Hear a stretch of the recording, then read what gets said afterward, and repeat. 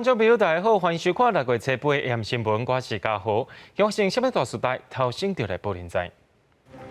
国内伫今仔日增加219个本土病例，有22个人死亡。另外，咱台湾甲日本厂商买的复合隔离舱，这礼拜就会送到位啊。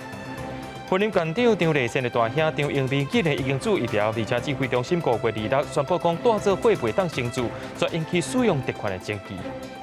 民众为着要申请纾困方案，马路塞车走去劳保局区公所造成群聚，不过军方却是限制休假要登记，若超过50公里远就卖登记。新闻一开始，咱赶紧来关心国内疫情消息。国内今仔日增加219个本土病例，其中新北市是上介济，有123例。在今仔日有22个人死亡，这死亡案例当中，60岁以上是占了9成。指挥官陈时中是搁再呼吁民众，虽然讲最近这个确诊病例有伫咧减少，不过咱无放零的本钱，故是这个年假上好是莫出门，也唔通群聚。国内新冠肺炎疫情抑搁伫传。初八礼拜二新增加219例本土病例，其中高以新北市123例上济，过来是台北市54例，苗栗县16例，桃园市13例，基隆市8例，彰化县2例，台南、新竹也甲台中各1例。指挥官陈时中表示，虽然确诊病例数有降低，体检阳性率也有下降，不过咱无放松的本钱，再一次呼吁民众5日这避免四界走，减少群聚的风险。毫无放松的本钱哈，毫无放松的本钱，好，这只是2天的一个数目，好，这是2天的一个数目，好，那还要持续予以观察。另外，也新增加22例死亡病例，其中一个30外岁女性本身无慢性病，也毋过体重90外公斤。5月26破病的时阵，快筛阳性，也毋过 PCR 核酸检测是阴性，后来佫转阳性确诊。住院5天过身。专家表示，最近死亡200外病例当中，以60岁以上长辈较侪，占9%。目前已经完成300度基因定序，拢是英国变种病毒株快速死亡的原因，也有待厘清。死亡比较快的个案的，他们如果有病毒的被我们培养出来的话，我们也希望对于这个快速死亡这些个案的基因，是不是可以病毒的基因可以多做一些了解。疫情严重，最近一直传出有重症患者家属不满无瑞德西韦这个救命药物，指挥中心强调，瑞德西韦有使用上的限制，类固醇加抗体药物才是真正会当降低死亡率的药物。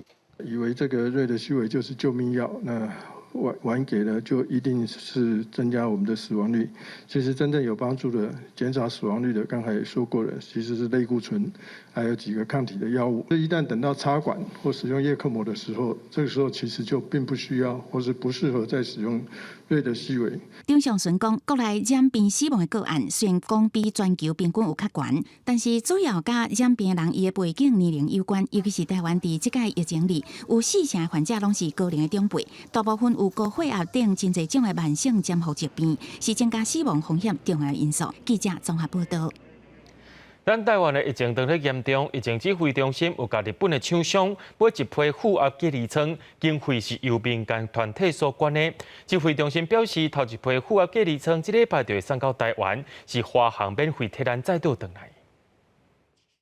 即马国内疫情严重，医疗量能是真安斗。伫日本捐114万ton AZ 疫苗予台湾了后，卫福部医福会执行长王必胜伫人并且讲，台湾甲日本采购的负压隔离舱，原厂考虑台湾疫情吃力，会协调甲日本病院部分的订单优先出货予台湾。这样的一个空间变得非常好用比如说紧急的病人他进来急诊室，他要插管，如果我们在急诊室直接就插管，这个病毒外溢。这个其他的病人或者医护可能会受到影响。伫去年底，部立桃园病院就大声伫急诊的门口设立目前全台湾唯一一个伫室外做合适的负压隔离舱，民众毋但会当伫遮做采检，若是有确诊的患者需要做紧急的处置，就会当直接伫遮做治疗。而且患者甲医护人员是为无共的门出入，有做到分层分流，降低直接接触的机会，嘛避免病毒拖去病院内底。这些病人有时候状况会在急诊室突然变差，我们没地方摆所以这个时候这个地方就发挥它的功能了。指挥中心表示，即马疫情还咧滚价，未少企业讲要捐物资，这要捐物资的企业采购日本入力公司生产的负压隔离舱，捐予卫福部，再交予各间急救责任病院来使用。这届拢总有6个民间企业甲团体来斗相共，有买到80个负压隔离舱。我们希望能够在最快的时间能够让日本的这一边能够赶快进货，所以我们在2天之内呢，林佳龙先生就号召了我们台中的一些企业界的朋友，我们共募得了5000万来购置20台。指挥中心表示，根据进前调查需求的状况，各大病院增加2床的意愿拢真悬，会以疫情紧急的状况去各间病院来安装。记者综合报道。讲到纾困4点控方案，其中劳动部的生活补贴甲卫福部的急难纾困，新的申请者拢对初一开始接受申請，不过连续2天网络拢塌掉咧。今仔日就有民众直接走去劳保局或者是区公所问，互工作人员拢真緊張，因為一群人客做伙，这就是有群聚的風險。高雄三民区公所头前有不少民眾徛伫外口研究紓困的說明，想要清楚家己是毋是有符合資格。因為衛福部因應疫情擴大急難紓困新申請者，也甲勞動部的自營作業者，也是無一定雇主勞工的生活津貼，到初8也是無法度登入。原本網頁顯示等待時間無去，民眾規氣走來勞保局啊，甲區公所頭前詢問。塞到現在，塞了3天了，也2天3天了，都沒辦法申請，真的有點麻煩。都不知道什麼時候可以申請。這2天的勞動部我們勞保局網站確實是流量比較高哈，那可能等待時間也會比較久一點。那我這邊呢會建議我們的職業工會家保的一個會員哈，我們的職業勞工呢可以再晚幾天哈，先上網再去做申請。高雄甲桃園的勞保局辦事處外口，想要問紓困，也甲辦理一般事務的民眾攬做伙排隊，煩惱講造成群聚，工作人員趕緊甲分開，也呼籲禮讓有急需要的民眾。盡量不要移動，那希望把這筆錢留給這個申請的人，可以分天慢慢申請，因為給急需這筆錢的人可以提早領到錢。疫情影響未少民眾的生活，高雄真出名的瑞豐夜市啊，為5月17開始自主停業到即嘛，有一寡大頭就煩惱講，家己無稅籍，也無加入工會，可能領無補助。希望夜市啊6月15會當復業來自救。到6月15的話，我們是停業已經超過1個月了，然後攤商是緊他們的生計哦，他們也實在是支撐不下去，所以他們的反彈聲音就很大，啊，希望能夠營業。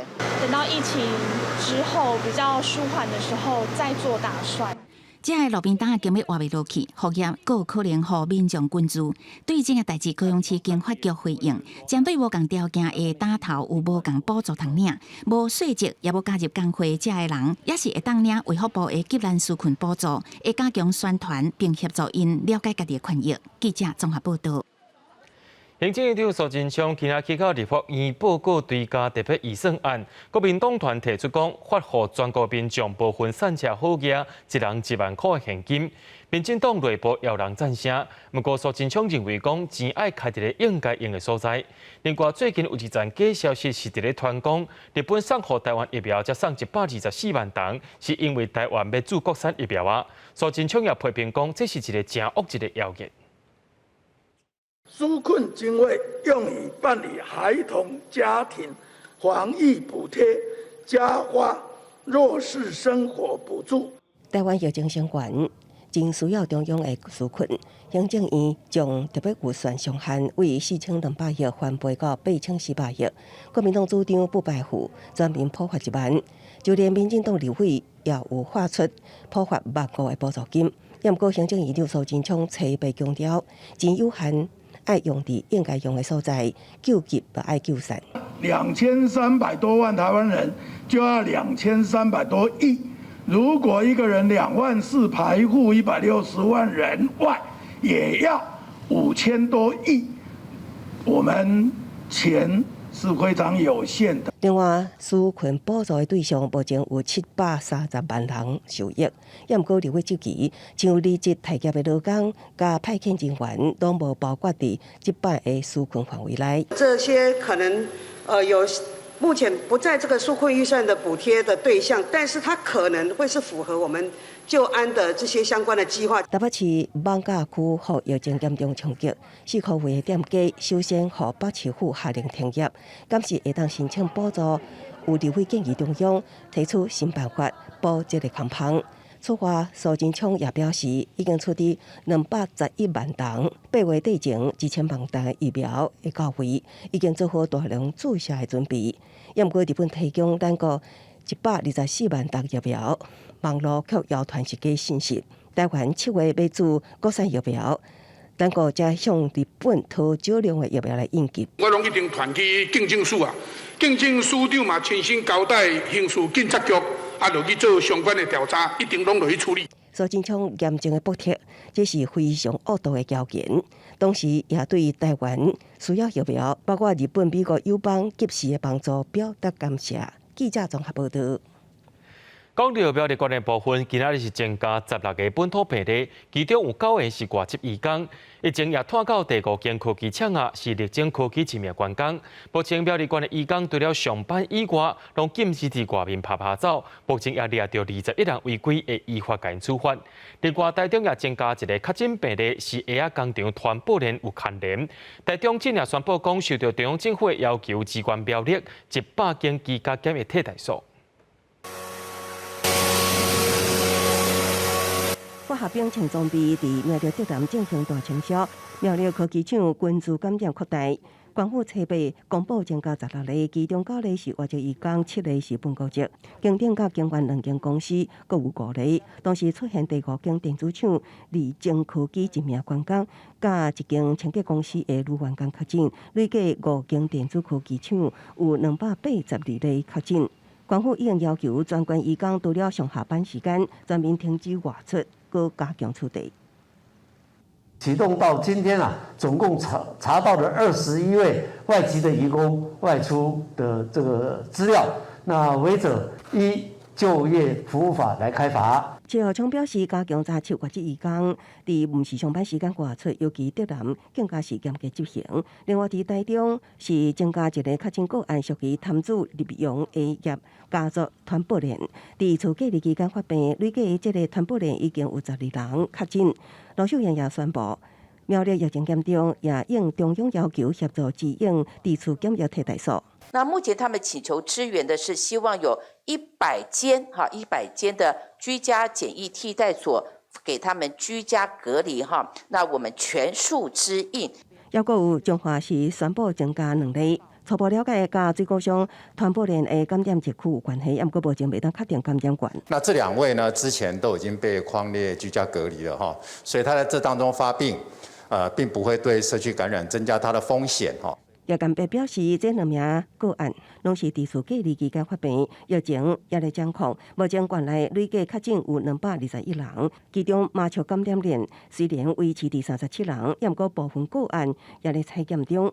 今时也有个案出现，也爱观察。记者综合报道。国防部下晡通报各单位6月2日进前，国军休困要离围营区是袂当超过50公里的，外岛的官兵也袂当回来到台湾，目的就是要避免行线会造成防疫空隙。另外，内政部也宣布讲，新兵入伍就要延到6月底。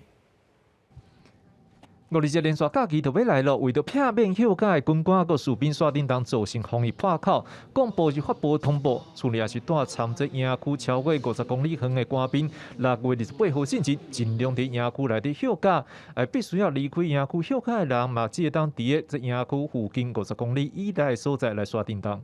如果有家庭或者是个人的特殊事故，必须跨区移动的，必须请单位主官和家属完成联系同意，在完成请假程序之后实施。最近离岛县市嘛加强防疫，公布嘛要求离岛官兵除了家庭也是个人的紧急事故，无6月28号进前是袂当返来台湾休假，已经返来台湾的官兵休假的时阵，嘛要配合到中央还有地方政府的防疫措施。那么至于已经在台湾休假的官兵，必须配合中央流行疫情指挥中心防疫的措施，在确保健康无虞之后，按时返回防区收假，并且配合地方政府来实施筛检。这份通报宣布了后，真侪官兵是来反弹波，因为疫情严重，公布是强调这份通报来看做是重要命令，受人违反，这部队的主官都要负起全部责任，并且营区内底各项防疫工作嘛要加强来落实。另外，宜兰和一个部分新兵入伍是全部延到6月底，一个入伍的军事训练宜兰是无受到影响。入伍训练的这个军事训练役的部分，就一直持续到他们结训。那其他的这个入伍的部分都全部暂停入伍。军校学生是继续期间网络学习到6月18号。另外，军校新生报道的时间，公布讲过来看疫情状况来做决定。记者张志勇、曾志成台北报道。云林县长张丽仙的亲阿兄张英美去向亚公已经注过疫苗啊，敢是靠着张丽仙的关系呢？张丽仙也回应讲，因是带真晚，而且会接触到符合前3类带做伙的人会当注疫苗规定。不过张英美伫6月初注疫苗，指挥中心早伫咧5月2日就宣布讲，带做伙的人先暂停注预防针。疫情严重前，云林县长张英美互人讲已经抢注疫苗。根据中央目前明定的前3类对象，第1顺位是医师人员，第2顺位是中央甲地方政府的防疫人员，第3顺位是高风险接触的第1线工作人员。因为张英美拢无符合相关的条件，引发是毋是特权来注射讨论。对这代志，张丽先是回应，伊是地方的疫情指挥官，张英美甲伊带真后动，是前3类对象做伙带的人，而且张英美注射时间比中心宣布做伙带暂停注射的政策更较早，强调不用特权。其他同住的家人是不是可以接种？我们从来没有接到这样子的一个公文。那时候就是把同住的家属看为是同一类的人。卫生局长强调，到今仔无收到中央做伙大减慢注的公文，也毋过因为张英美是伫5月底假释出狱，6月初才注疫苗，啊毋过5月2日都已经宣布做伙大的人减慢。指挥中心强调，疫苗分配的优先对象，湘北是第1类医护人员，其他县市是前3类，以第1类做优先，鸟村才刷落去第2、第3类的人来注。尤其是先41万剂2剂半封的疫苗时，拢有强调做伙大的家属减慢注射。41万剂，5月26号开始播出第1批的时候，我们就有说同住家人暂缓。在第2批25万剂播出去的时候，26万剂播出去的时候，那时候就已经同时说明同住家人暂缓。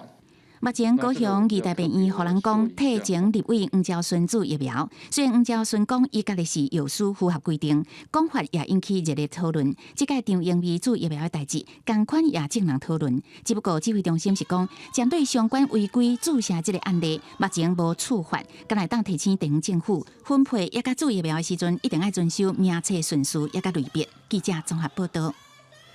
中经院院士陈培德进前捌发表对国产疫苗技术测试的言论。陈培德表示，伊是伫咧5月底辞掉疫苗专家会议委员的职务，才来发表言论的。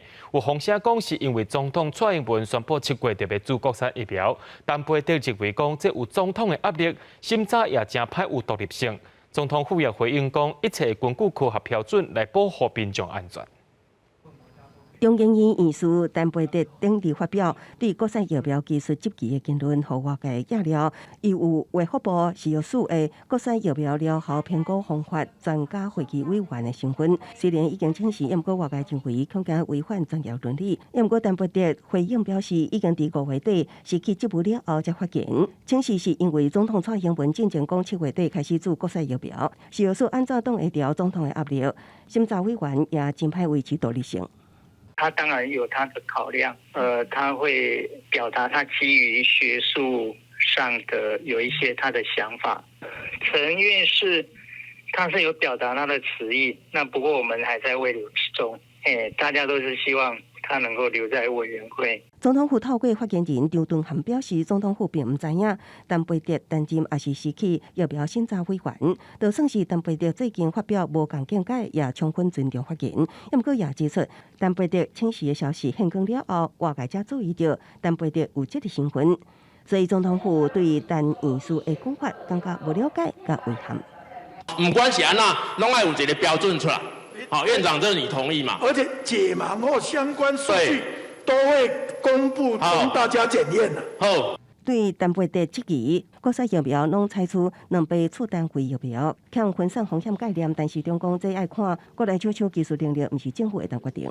要发展一个疫苗的平台，不是我们今天讲说它有就有，它要有一个基础的能力在。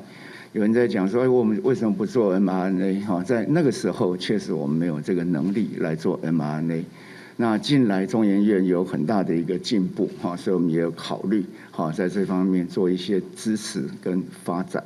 另外，政府疫苗到货进度，但市场表示，科菲斯提供的疫苗可能要到7月外才会较大量入来。另外，咱直接买的 AZ 疫苗，因为太空手产停问题，会延后1个月，目前只有莫德纳疫苗较稳定，这一季会有几十万桶，了后会稳定的逐个月进口。记者综合报道。对着阮的镜头来看在地上大条，讲到新北市今仔日是增加123个本土个案，确诊数依然是全台湾上界悬的。新北市长侯友宜表示，若用发病日来观察，5月15是宣布3级警戒高风点。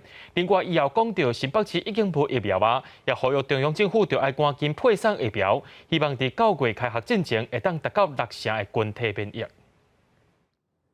新北市初八新增加123例，大家确诊数也是全台湾上济。新北市长侯友宜表示，确诊病例数是较慢的指标。新北以破病日来观察，为5月初八开始，曲线是向顶悬行，一直到5月15实施3级警戒时阵达到最高点，了后就慢慢下降。总体趋势图来看，疫情集中伫板桥、三重埔、中和、永和甲新庄，这拢挖进台北的艋舺，是新北正严重的灾区。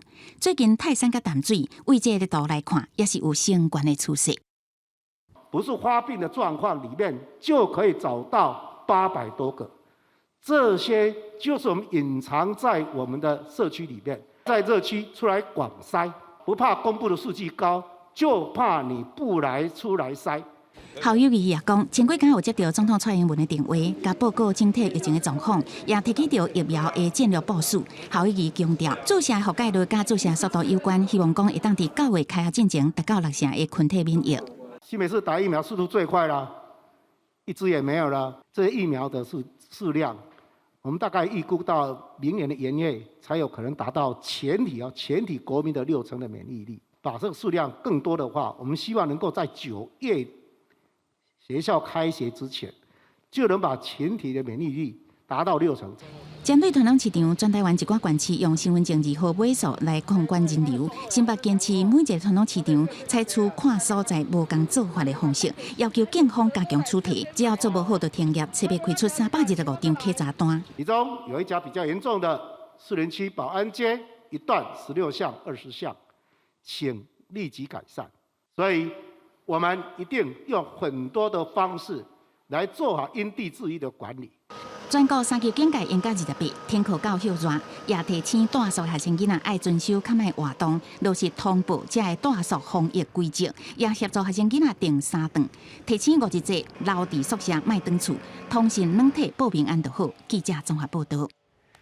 讲到台北市的部分，今仔日是增加54个本土个案，市长郭文德也预测讲，未来台北市的确诊人数会降落来到30个左右，也搁再强调讲，伊的做法就是当到有7成的人做过疫苗。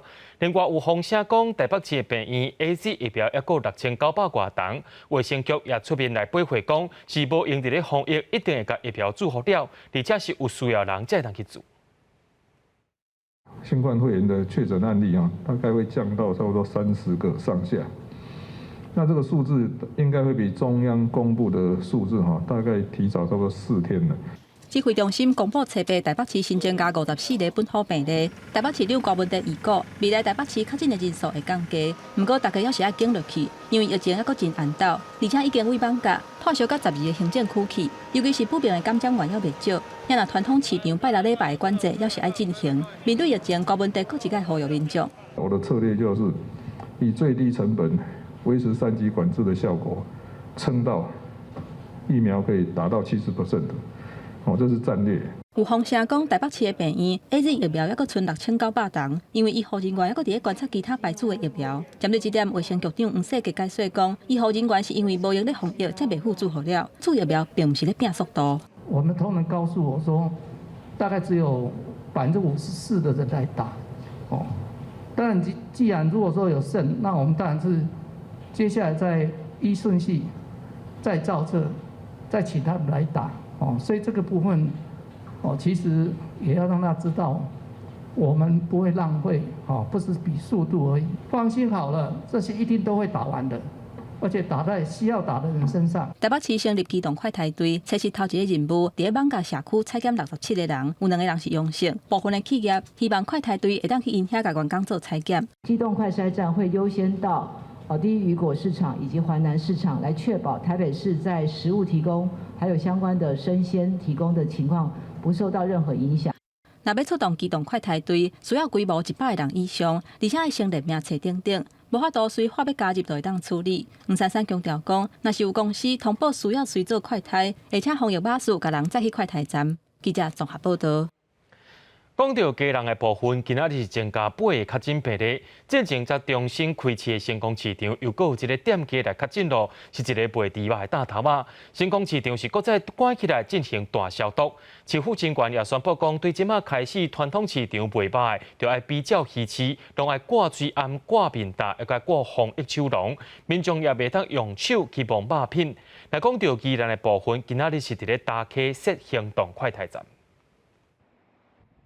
家人疫情要小白体，初八新增加8例，其中初四才重新营业的成功市场，搁增加一个卖猪肉的贩仔确诊。目前成功市场是紧急做消毒，而且要休市1礼拜，所有的贩仔拢爱做 PCR 核酸检测。家人市府即马开始，嘛搁一改提悬传统市场的防疫措施。卖肉的摊一直都爱比较鱼市场，爱挂喙暗、甲面罩，还有手套。因若民众买物件，嘛袂当直接用手摸肉。也就是口罩加面罩以及防疫手套。到菜市场买菜的所有民众，一律不准徒手的去碰触生鲜的肉品。家人为了阻挡市场的传播链愈传愈快，家人中家病院引进自动的 PCR 检测机台，会当互 PCR 核酸检测的时间为3天缩短做3点钟，按算初十就会当正式启用，检测量会当增加5倍，若有必要的时阵会当支援湘北市，来有效管控病毒传播的这个情形。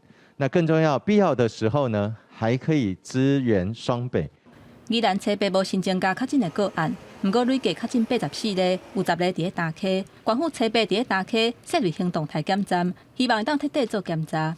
大多的来自于双北礁溪是双北来往最密切的这个地区，我们透过超前的部署，希望保护民众的安全。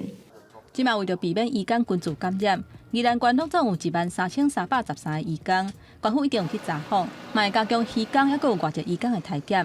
另外会以南洋溪为界，会分别伫咧溪北甲溪南设地主疫苗的中心，未来一天会当甲1万个民众注射。等疫苗分配互地方了后，会赶紧互民众来注。记者综合报道。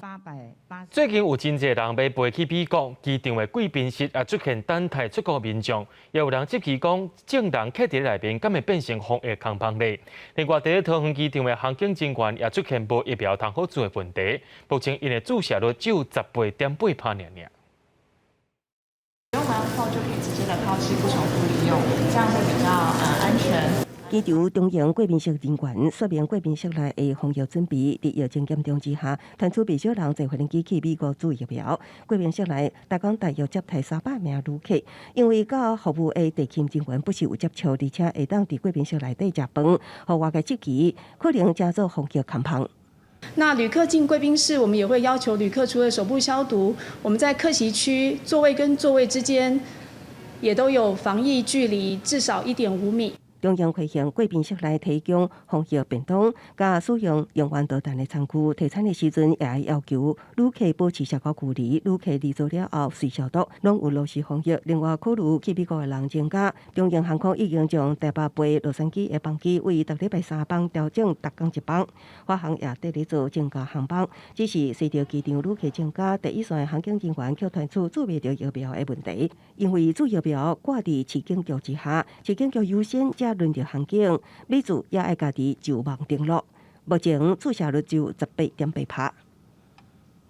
警察机关疫苗施打的规划，经透过驻地各县市政府警察局协调。那本局属桃园市政府辖区，航警局的部分也需要配付一定的数量。航警局表示，只有各县市地方政府分配得到疫苗，航警局维持桃园辖区由市府安排协调。目前确定已经有登记的农田初9、初10会当注射。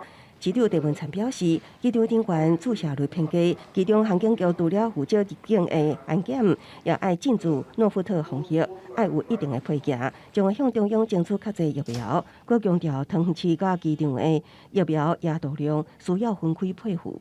记者综合报道。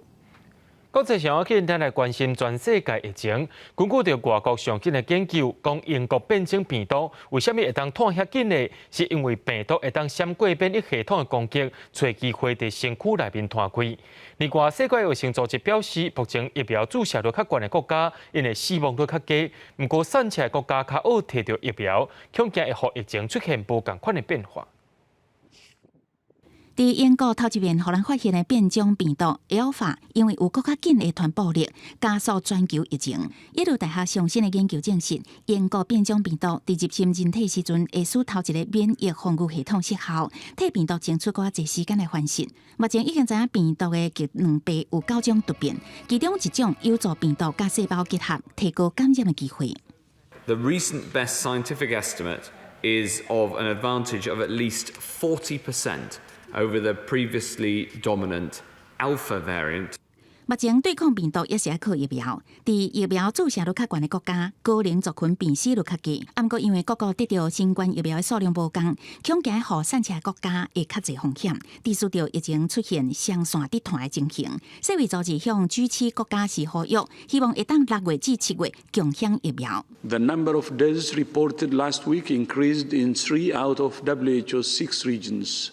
Africa, the Americas, and the Western Pacific.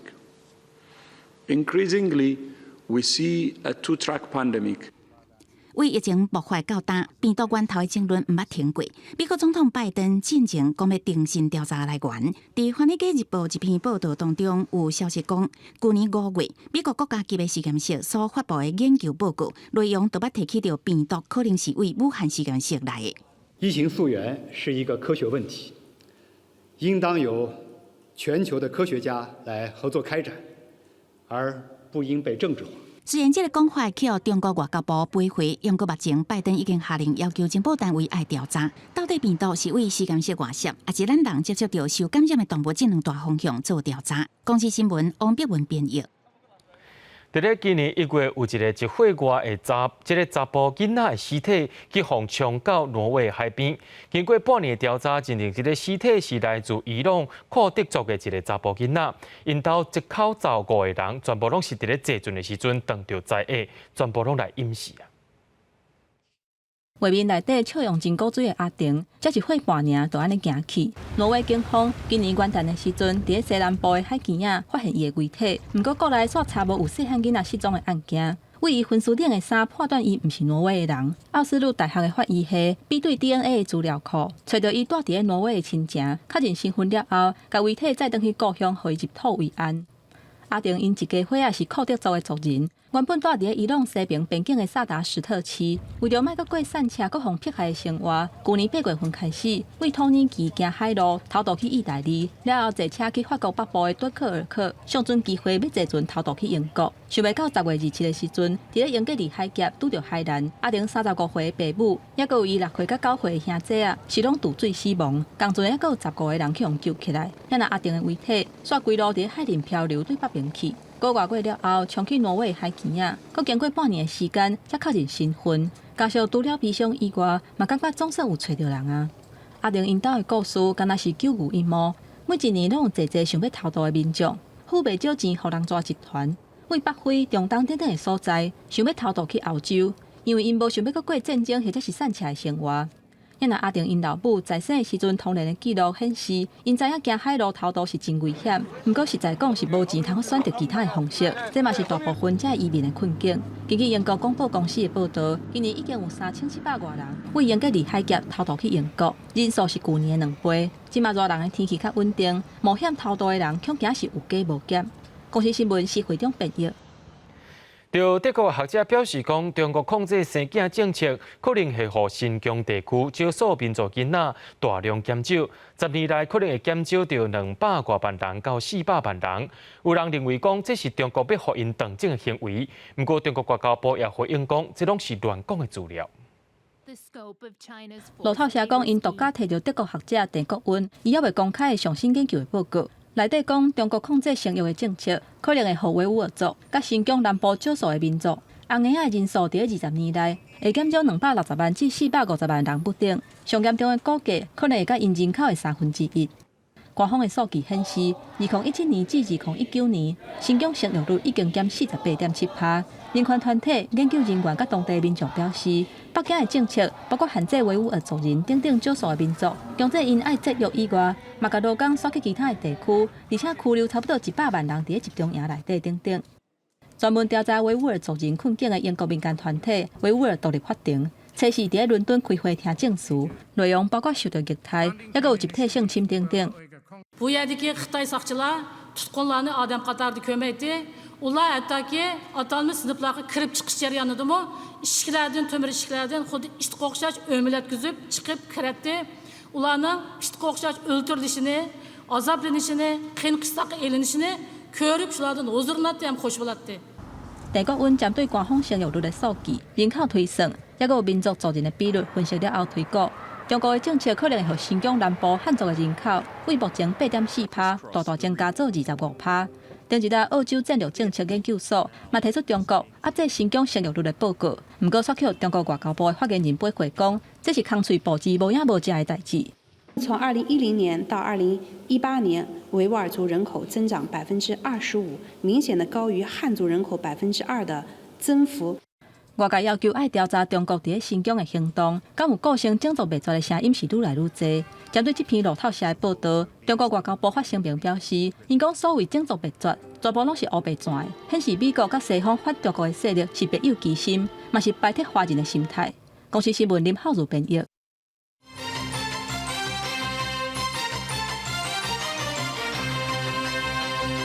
今仔日AM新闻有替咱观众朋友整理今仔日各县市本土病例人数。今仔日新增加219个本土病例，死亡病例有22个。各县市的部分，新北市是增加123例，台北市有54例，苗栗有16例，彰化有2例，桃园有13例，嘉南有8例，新竹市、台中、台南拢是1例。全台湾目前已经有11694例啊，本土病例部分已经有10493例，死亡人数总数已经有308人来亡性。 讲到这个物流业受到疫情影响，货运量是大大增加，业者也开始用 QR code 简讯或者是用手机翕运送单的方式代替签收。疫情正严重的新北市也考虑到5日节进前货运量会增加3成，市政府也要求业者若准不必要，就莫将货品送去楼顶互人去。 大大细细的芒果栽培包裹，对伫主体大厅加上5日节特别高啊，协助代收的管理员包裹交给厂能。哇，有时候大概几十件了哈。哦，几十件，有没有超过50件一天？有，现在大家都懒得出去。就惊签收的接触过程，正做新冠病毒传染所在，有大型物流业者推出 QR code 签收。钟小姐，麻烦扫描一下这个 QR code， 谢谢。 民众当面扫描 QR code， 也是伫厝等待配送员传来简讯，用手机签收。钟小姐，等一下您会收到一封简讯，但麻烦您按同意签收。佮用手机点选同意签收就会当完成。我已经点击签收了。另外一间物流公司是请配送员工甲收件的人约定好包裹放的地点，收件的人家己准备笔签收了后，配送员工佮翕托运单，以降低人甲人的接触。 另外，新北市考虑5日节进前，一般物流平均增加3成，冷藏加1成，所以要求业者配送到了后，物件放咧就好，若讲无必要，就暂停上楼送物件。在防疫期间，市民要多包容，不留不上楼，零接触。疫情严重，靠科技签收，也是民众爱落楼家己摕物件，无听到爱加用一点仔时间适应，也毋过降低接触，才有机会阻止传播。记者综合报道。 行政院推出简讯实联制系统，行政院政务委员唐凤伫线顶和学生分享台湾的所谓治理和科技防疫的时阵，也讲到相关的规划，而且也讲到疫苗驻门平台目前正在测试，后日若有大批疫苗送到台湾的时阵，就会当开放使用啊。 要处理各大场所，除了用手写资料，也可以当选用 QR code 扫描。应用专台疫情相关，行政院推出改善实名制，要提悬防疫效能，符合疫调需求。不过治安问题也是让不少民众有淡薄疑虑。防疫的这个目的之下，我们应该收集极少程度必要的个资，而且是收集到你最能够相信的那一个资料储存者上面，并不是要求你相信店家多于5大电信的这个习惯要改变，只有场所的乱数的随机码的这个简讯放在你的电信上，你还信不过，进门的时候拿那个纸笔的那个地方嘛，你就用连续章盖你的名字。政委委员唐凤甲东吴大学学生伫线顶分享所谓地理甲科技防疫，认为科技是爱配合，而毋是取代人类习惯。另外，改善实名制也是提供家一个选择，同时也表示做疫苗有约平台，有计伫6月中整合测试完。6月中完成整合测试，6月下旬完成跟这个超商啊、药局啊、卫生所啊等等这一些的就是教育训练。那如果那个时候飞机降落，那降落那个时候我们就来开始预约。那去任何附近的药局、超商或者是卫生所就完成预约。类似翠暗实名制，民众会当伫卫生所、药局也是超商等地区完成预约。这波疫情再次带动科技防疫的重要性。科技部旗下国建议国防中心启用超级电脑台湾山3号，利用高运算效能来支援生理科学、数据探勘等道理学研究，搭配科技抗疫2.0专案，号召3下境界提案申请，希望伫带动新从良龄同时，也当找出较侪抗疫的新研发。记者综合报道。伫咧高雄进前就推出计程车司机协助外送，尤其政府补贴车钱措施。台北地区目前有5万台计程车，市长郭文迪也今日表示讲，会研究相关的法令，要甲计程车算入去物流的服务。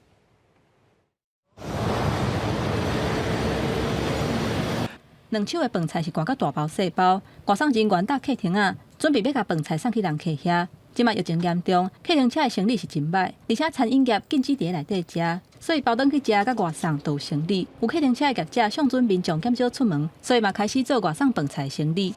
在这段期间内，利用计程车来再送这些美食，来解决餐厅、消费者还有计程车的生计。台北有5万架客停车，最近台北市都拢闹空蛇。台北车头外口排班的客停车真接单无人客，有运将讲排班3点钟才通走一抓。针对改做外送生理是表示赞成，不过工会讲这敢会当小可补贴淡薄尔。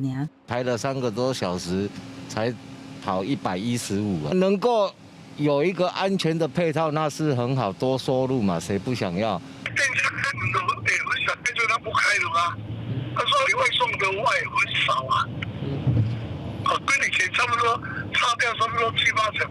疫情期间，民众咧厝利用网络买物件，隶属物流大塞车，所以有卖场的业者甲台南的客停车合作，推出外送的服务，除了会当消透客停车受到疫情的冲击，嘛会当倒分批才会送袂离的订单。规划中部甲北部，嘛有同款的服务。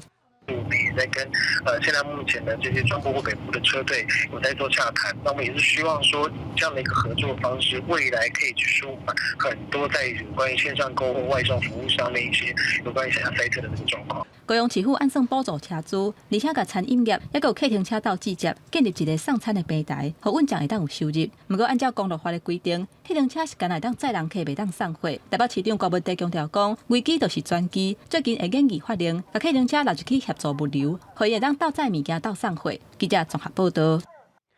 台北主治病院有一个负责新店区集中检疫中心的团队，知影讲有一个囡仔因厝内面5个人拢确诊，也拢住伫咧防疫旅馆。医疗团队特别准备一个鸡卵糕，要甲囡仔庆祝生日。医护人员也用视讯的方式来替伊庆祝，是一个正特别的生日。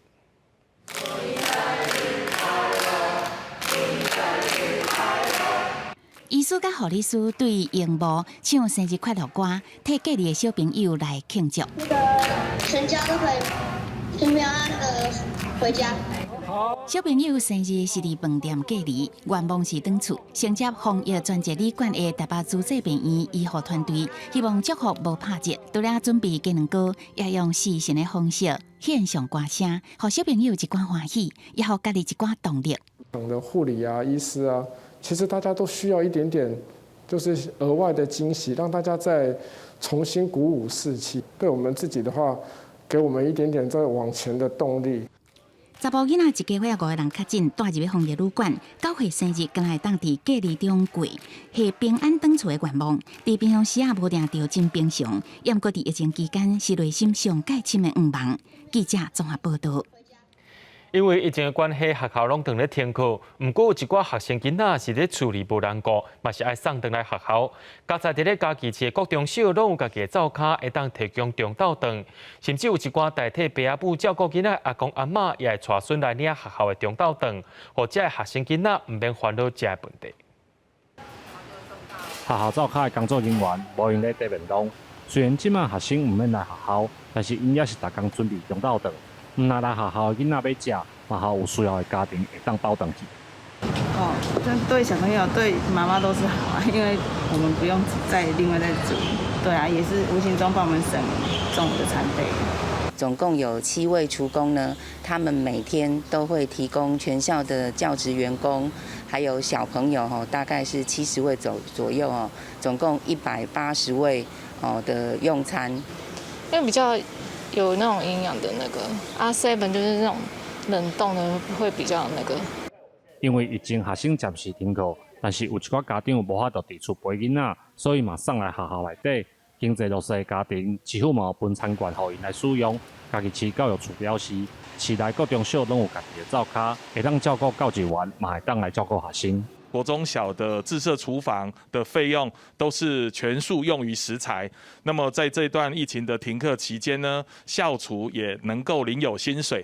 那么学生如果没有到校，也可以足额的来退费。那么双方都可以获得相当的保障。50块吃不饱，还是学校办的，他们吃得饱，又健康。来提便当的家长，有的是因为要上班无法度煮，嘛有的是经济较弱势的家庭。学校表示，家长来学校提便当的时阵，老师嘛会顺续了解学生的状况，随时协助家长减轻疫情停课的影响。记者林慧婷家己报道。目前3级警戒是延长到后热，全台湾有2700多位视障学生，有的是自安的死停课，有的是踮厝里学习。身心障碍联盟是希望政府学校就要赶紧依步障碍网站的标准，提升服务，让视障学生会当有大量的文字结合报读系统，尽量莫去影响到线顶学习的效果。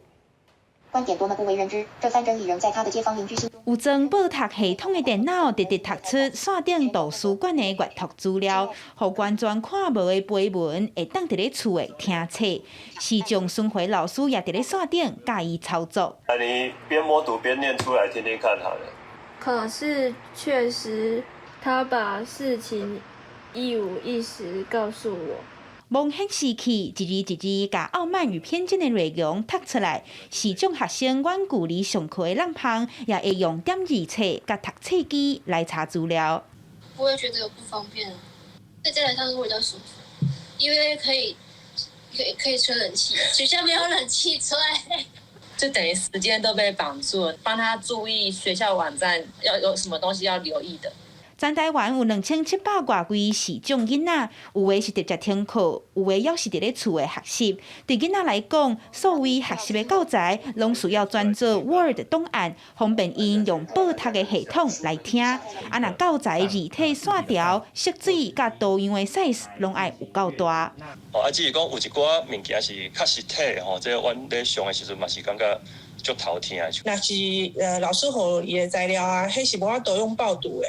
比如讲，就这图片，伊都没有说明啊，或者是说伊是 PDF 档，安尼阮用盲用电脑的囡仔都会无法度听到。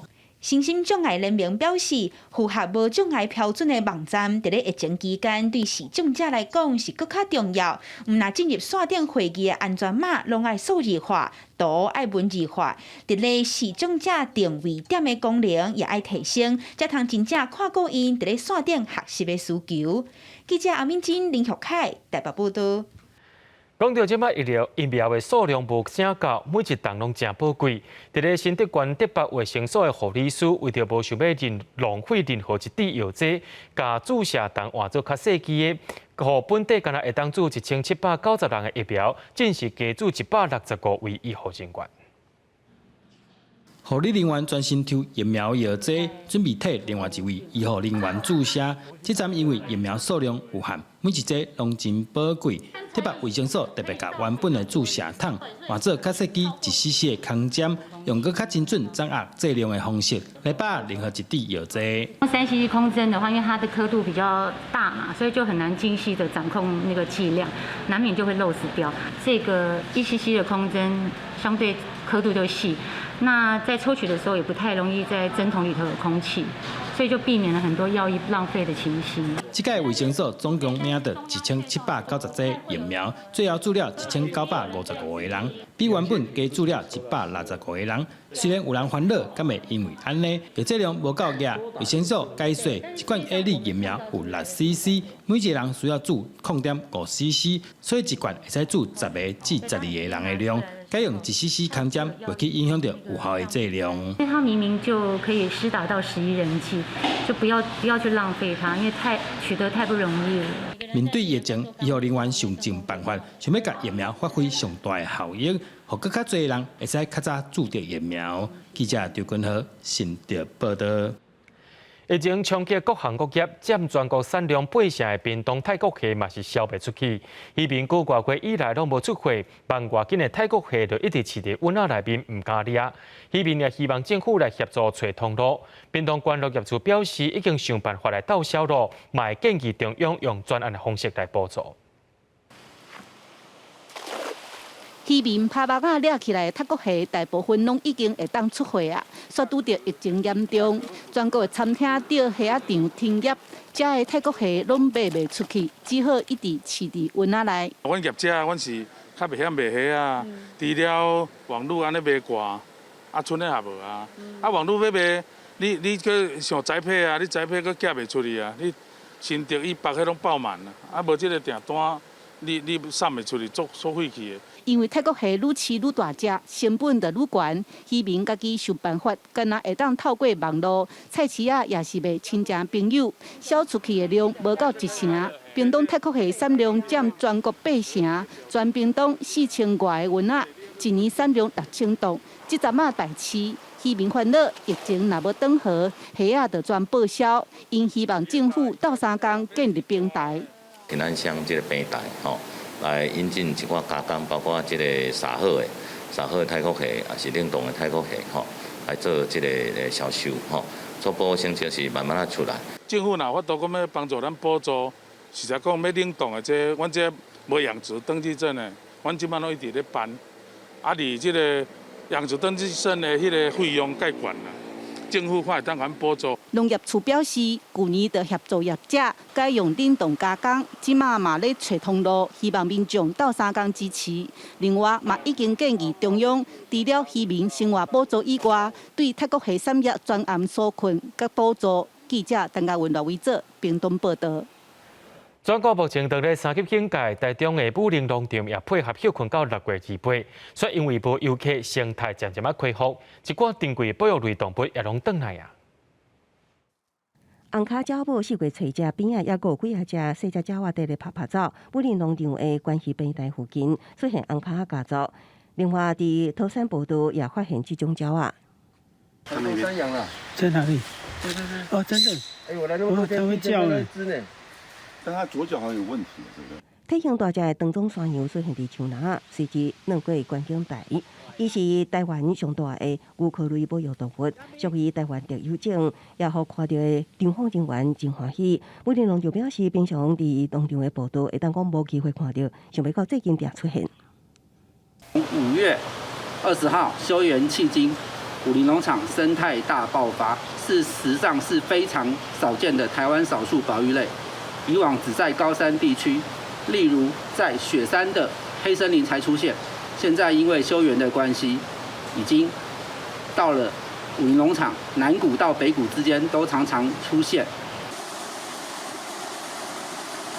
为空中来看，方面带来水量了后，七甲湾溪水流明显澎湃，桃山水墙水量也变大，加上疫情继续维持3级警戒，武陵农场为5月23到6月28拢是休园的状态，水量充足，佫无游客干扰之下，动植物拢得到复苏的机会，也互生态呈现活泼的景象。记者综合报道。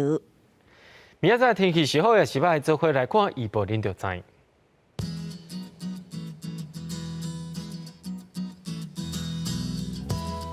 北部地区对24度到33度。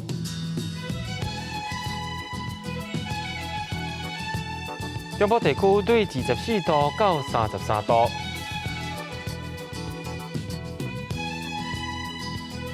南部地区对24度到33度。